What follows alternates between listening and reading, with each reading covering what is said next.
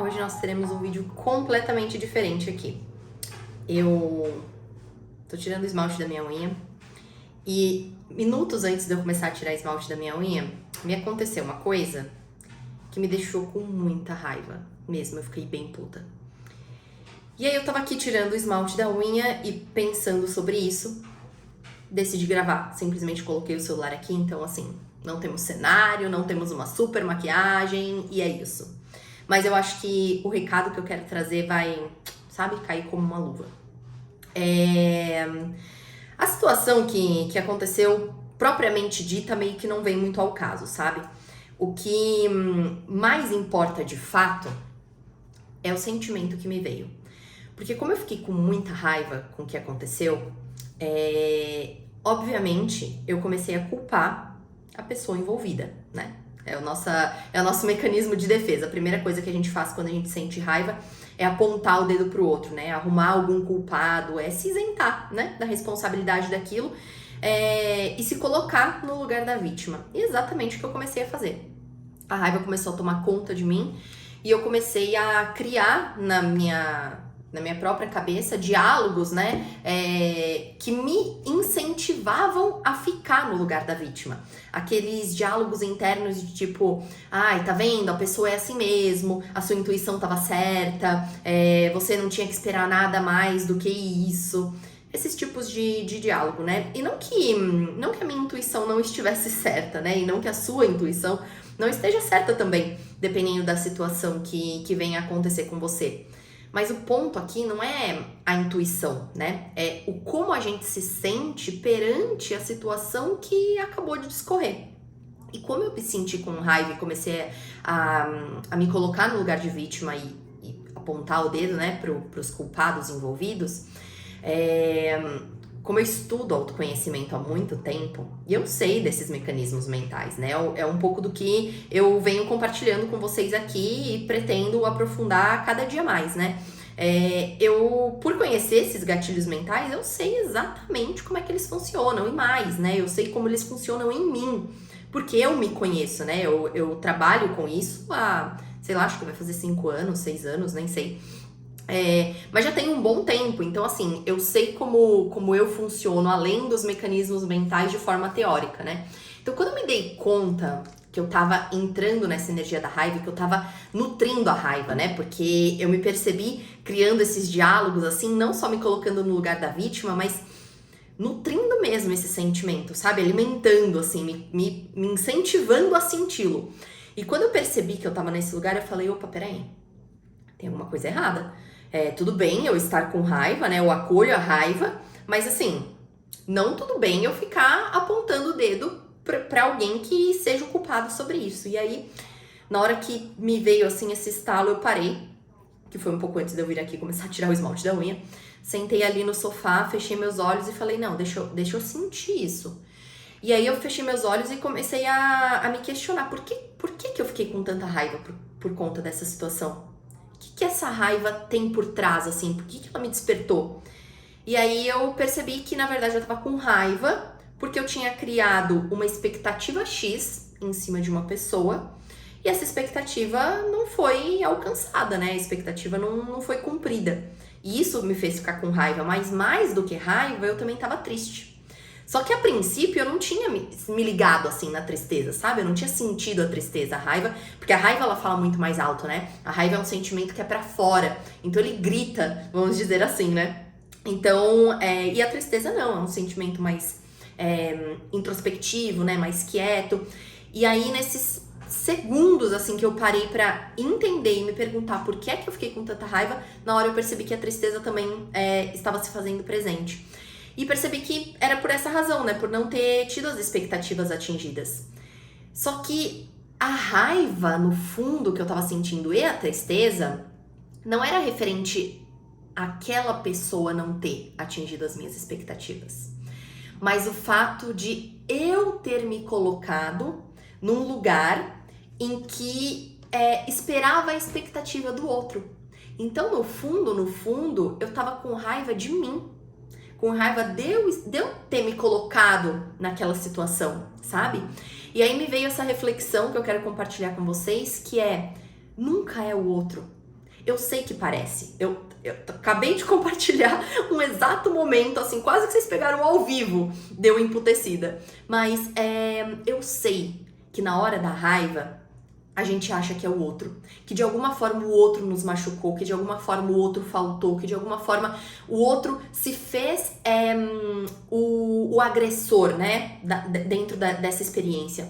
Mas nunca é sobre o outro. É sempre sobre nós. O que a gente sente, a forma que a gente recebe a informação, a nossa perspectiva, a forma como nós criamos todo o enredo, todo o cenário, porque a gente cria cenários e enredos para as nossas relações de forma geral. E a forma como a gente criou isso diz respeito a nós. O outro, ele não tem que atingir as nossas expectativas. O outro, ele nem sabe quais são as nossas expectativas na maioria das vezes.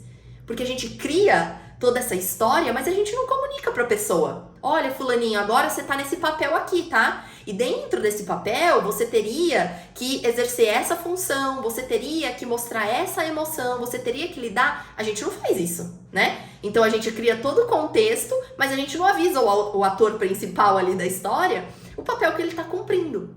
Então o outro, ele não tem nenhuma responsabilidade sobre a forma como eu me sinto em uma determinada situação, né? Então eu me percebi assim, com essa raiva de mim.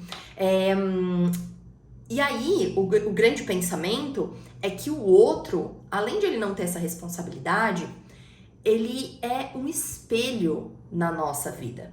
Todas as pessoas são grandes espelhos. Imagina que você está andando no mundo e quem você olha, na verdade, é um reflexo seu. É um reflexo de uma parte sua. Então, aquela pessoa que você gosta muito, que você olha pra ela e você fala assim, cara, ela é divertida, ela é engraçada, ela é um reflexo seu. Em algum lugar dentro de você também tem essa diversão, também tem essa graça, você também é essa pessoa leve. Ao mesmo tempo que a pessoa que você olha e você fala assim, ai, cara, nossa, ela é extremamente arrogante, prepotente. Isso também é um espelho seu, também é uma sombra sua. E não necessariamente é uma sombra sua no sentido de você ser arrogante. Mas às vezes a pessoa ela te traz esse sentimento de raiva e você percebe ela com uma virtude ou desvirtude, né? No caso aqui a arrogância, porque ela consegue coisas com a arrogância dela. E essas coisas que essa pessoa consegue, às vezes você gostaria de conseguir também. E é por isso que a arrogância daquela pessoa te incomoda tanto.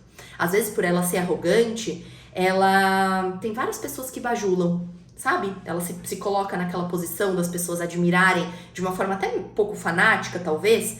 E você queria um pouco que as pessoas te admirassem. No fundo, você queria que as pessoas também te reconhecessem. Só que você não sabe se vender, você não sabe se mostrar. E aquela pessoa que faz isso em excesso, né? Faz isso com uma soberba, ela te incomoda porque ela tem o resultado que você gostaria de ter. Então, esses espelhos, eles não querem dizer que ele é um reflexo literal de você.